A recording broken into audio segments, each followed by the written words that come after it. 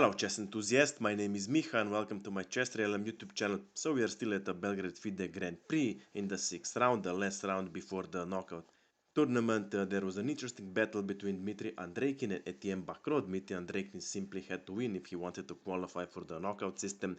And in the game he had white pieces and he started with d4, d5, knight to f3, e6, c4, d captures on c4. So what do we have? We have queen's gambit accepted. White plays e3, knight to f6. There's no point in defending this pawn on c4, so the theory says. So bishop captures on c4. Black tries to center with c5. White castles king side, and now black plays a6, preparing this b5 pawn push. Now white continues with the development. Knight could either go to c3 or d2. White has decided to go to d2, and now c pawn captures on d4. Knight recaptures, and now bishop to c5, attacking knight on the d4, actually double attacking the knight. Well, here white could try an interesting pawn sack, for example, after b3. If bishop captures, e pawn recaptures, queen captures, but now we have bishop to a3, preventing black from castling, and now this bishop are targeting black king for a pawn. White should have more than enough compensation. Okay, so in the game, white plays knight from d goes to b3, attacking bishop on c5. Bishop goes back to e7. Now this bishop on c4 is going to be driven away anytime soon, so white plays immediately bishop to e2, black plays e5. White could of course try with bishop to f3, attacking rook on a8, but rook could simply go to a7. There's no problem for black because of that. White plays a4. Double attack on this pawn on b5. There's no point in defending because after pawn capture, bishop capture, bishop captured, black cannot capture because this rook on a8 is undefended. So black more or less has no other options but to capture pawn on a4, and now white plays rook recaptures on a4, black castles king side, and now white plays knight to c4, attacking queen on d8, offering the trade of queens. But the point is queen protect this b6 square, so if knight jumps on b6, actually for bishop and rook, so black plays a bishop to d7, preventing queen trade, and also attacking rook on a4, so rook goes back to a2. Black plays knight to c6, completing the development, and now white has decided to capture to size this square on e5 with either of the two knights. So we have a little of knight redeployment. Knight from b5 goes to d2, knight goes to d5, knight to f3, and now black plays knight from c5 goes to b4. Before sizing this e5 square, white completes the development, bishop to d2, and now black plays queen to d8, further reinforcing this b5 square. You will see later why this is important, and also adding some space for his rook to go to c8.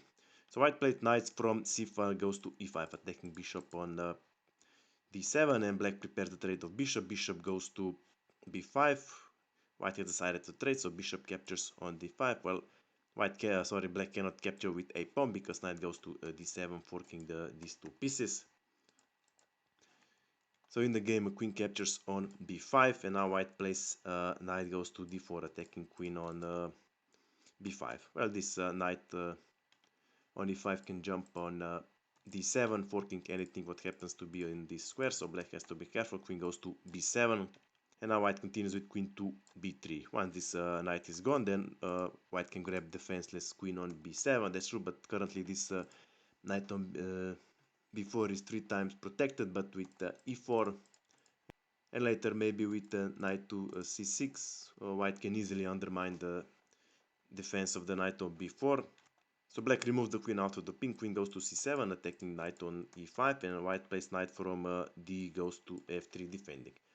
Now this knight on e5 has a very strong outpost here. You might think that black can drive it away with f6. Well, let's see. If black plays f6 first, white plays rook from f goes to c1, attacking the queen. After queen, let's say, goes to d8, then we would have bishop capture knight on d4. Now knight has to stay on d5 because it protects queen from capturing defenseless pawn on e6. So after bishop would capture, we would have knight to c6, forking both queen and bishop, and after queen goes to d6, further reinforcing bishop on c4, then we would have e4, removing one of the defenders of the bishop on b4. Bishop would twice attack, and here black loses a piece. So in the game, black plays rook from f goes to d8, preparing this cover attack on white queen on b3. And white responds with rook from f goes to c1, attacking the queen. Queen goes to d6. Now let's see, white could maybe remove the queen out of this cover attack, let's say to d1. It would be totally playable, but white plays instead e4, attacking knight on d5. Of course, black could remove the knight to f6, that's one of the options, but black has decided to go for a very double-edged continuation. Knight goes to c6, discover attack on queen on b3. Now let's see where we are. This knight on e5 is now double attack. If queen goes, for example, to d1, then knight captures, knight recaptures, queen recaptures, but now, of course, white recapture knight on d5, but after queen to d5, black is a pawn up. If, however, white would try with rook to f6, attacking the queen, then of course rook captures on b3. After rook recaptures, bishop first have to capture rook. And after e-pawn captures knight on d5, bishop captures on d5, knight recaptures, and now black grabs another pawn, rook to e2, attacking bishop. White would probably defend with knight to f3. And after that, black would grab another bishop, so we would have two pieces versus rook. Two pieces are stronger, but black would also have two passed pawns, a very strong asset, so it's difficult to say how the game will play on. Computer thinks it's more or less equal, still very interesting continuation. That didn't happen in the game though. In the game, white plays a very far-seeing queen sacrifice. Queen captures rook on b8. This knight on c6 is still the double attack, as long as with this knight on d5, so black doesn't want to capture with rook. Instead, knight captures on b8, and now we have rook goes to c8 check. If black doesn't want to return the queen, let's say to interfere this check, of course black has to prevent this check with bishop, so bishop goes to f8, and now white captures knight on d5. So let's see where we are. For a sacrifice queen, white has a rook and a knight. Still there is a greater harmony of between the pieces, between the white pieces and the black, because first of all, bishop here is pinned, tied to the defense of the queen. Also, this knight is tied to the defense of the rook. This white pawn on d5 is still hanging, and black should definitely capture, because let's say if black wants to get his rook out of the pin, for example, rook to a7, then the d pawn captures on e6. After f pawn recaptures, then we will have knight to c4 attacking the queen. Queen still has to protect this knight, so queen has to abandon this outpost. Even after queen to c5, then rook captures on b8. Even if queen recaptures, we would have rook to c1. When this queen is gone, rook goes to c8, double attack on this bishop on f8, and white is winning. So black has to capture this pawn on d5 somehow. And the correct continuation would be to play queen to d5, because then queen would protect this knight on a8, and black would be able to free this knight out of this pin. In the game, however, black captures d pawn with e pawn, and this could have been a fatal blunder immediately. The correct continuation for white here would be rook to e1. Now once this knight is gone, then rook has a freeway all the way to the last rank, attacking this bishop on f8. g6 creating some space doesn't help, then it's bishop on h6. Still you have to keep in mind that this bishop is pinned. If, for example, f6, then first you would have knight to e3, protecting this b4 square, preparing a bishop to b4, again attacking this bishop on f8.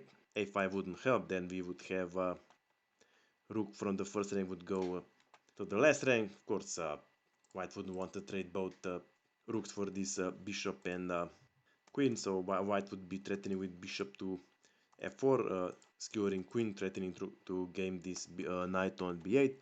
And g5 wouldn't help, then we would have simply rook from c5 goes to d8, attacking the queen, forcing it to abandon the defense of the bishop. Anyway, white is winning in this continuation also.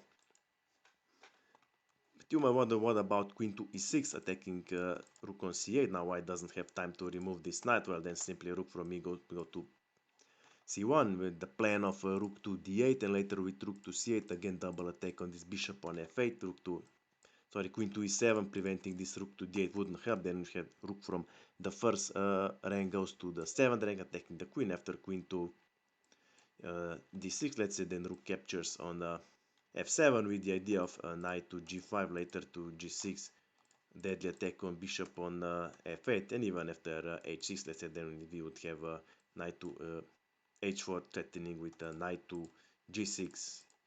Anyway, in all variations here, black is lost. Still, this was not an easy plan to devise, so white didn't found it in the game. In the game, white plays rook from a goes to c1. And black responds with f6, attacking knight on d5. Knight goes to c6.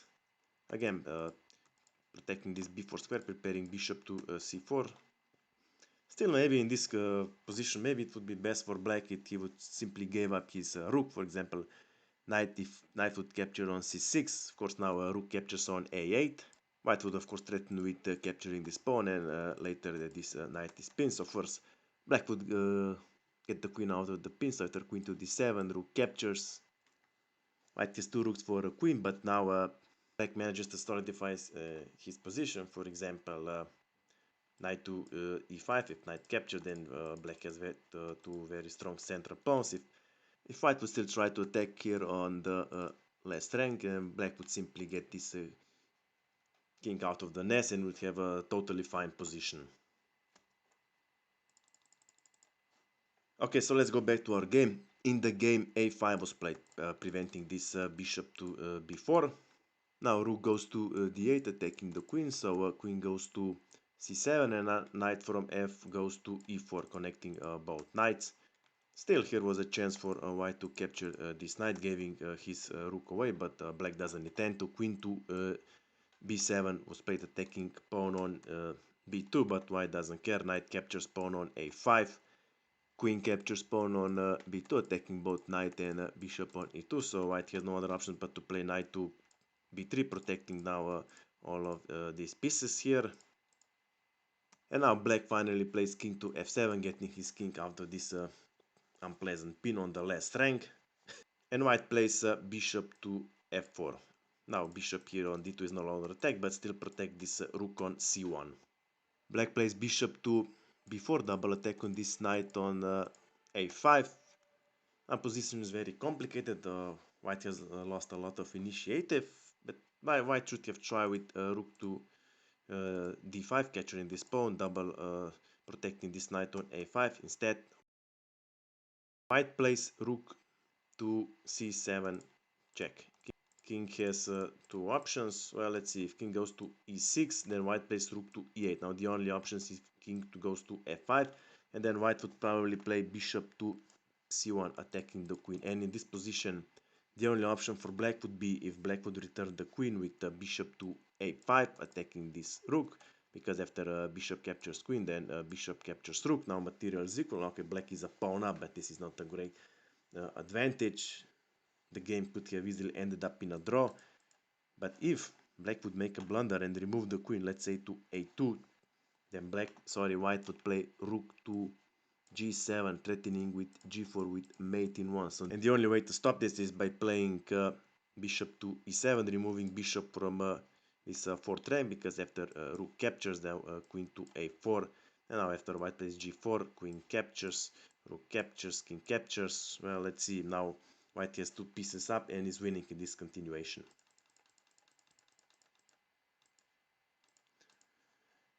Okay, so in the game, black plays king goes to g6. And white responds with rook goes to g8, preparing this deadly attack on the g pawn, but black doesn't care. Bishop captures on e5, knight recaptures, and now rook recaptures on a5. And now white plays g4. Now you can see all these squares here on 5th rank around the king are protected, so white threatens with here on g7 with mating a couple of moves. And now the correct continuation for black would be to play f5. First of all, clearing some space for his king, and also protecting this pawn on g7. White shouldn't trade two rooks for a queen because black is winning, and this knight on b8 of course is going to be captured. In this position, white would capture knight on b8. Queen cannot recapture because we can rook to c6, discover attack on the queen. So after maybe queen to, let's say, a1, white would play king to g2. Then black would conquer this 6th rank, preventing unpleasant check with queen versus rook and a bishop. This should be better for black. But in the game, black realizes that this knight is going to be captured, so black plays knight to d7. And the point is that white captures and is not protecting this check on the first rank anymore. And this is what happened in the game. Rook captures on d7. And here was a chance for black to play f5. But here black makes a fatal blunder. Queen goes to b1 check. King goes to g2 as there isn't any other option. And now queen to e4 check. Of course, king cannot go back to the first rank because then we have a mate in 2. So white plays king goes to h3. And now after rook goes to a3 check, king goes to h4. Now let's see where we are. Why that happens with a couple of moves, and there's nothing much black can do. If now black plays f5, then we would have, let's say, rook from d goes to g7 check. The only option for king is f6, but then after g5 check, king goes to e6 and rook to e8 checkmate. If, however, let's say queen captures bishop, then we have rook from the last rank goes to g7, king to h6, rook to h7, king to g6, and rook to g7 checkmate. So there's nothing much black can do. He can deliver a few checks, of course, but that's it. And realizing that all is lost in this position, Etienne Bacrot resigned the game.